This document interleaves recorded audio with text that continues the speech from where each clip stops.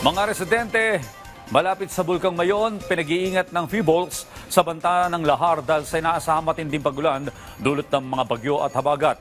Si Paul Happy ng Radyo Pilipinas Albay sa detalye. Naglabas ng lahar advisory ang DOST PHIVOLCS dahil sa inaasahang matitinding pag-ulan dulot ng bagyong Dante, bagyong Emong at ng habagat. Ayon sa Weather Advisory number 35 ng Pag-asa, posibleng magdulot ng lahar, mud flows at sediment-laden stream flows ang malalakas na ulan sa paligid ng Bulkang Mayon. Pinaalalahanan ang mga komunidad sa mga predetermined lahar zones na maging alerto, partikular sa mga daluyan ng Miisi, Mabinit, Buyuan at Basud na may natitirang pyroclastic deposits mula sa 2018 at 2023 eruptions. May posibilidad din ng non-eruption lahars sa silangan at kanlurang bahagi ng bulkan.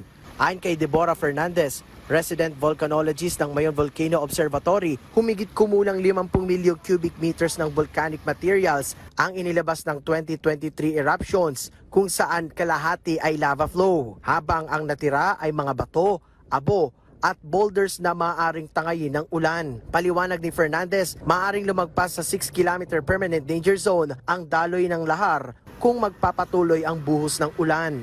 Muling pinaalalahanan ng PHIVOLCS ang publiko na bawal pa rin ang pagpasok sa loob ng permanent danger zone at pinaalalahanan ng publiko na maging mapagmatsyag sa banta ng rock falls at biglaang phreatic eruptions, lalo na sa mga naninirahan malapit sa mga ilog at kanal.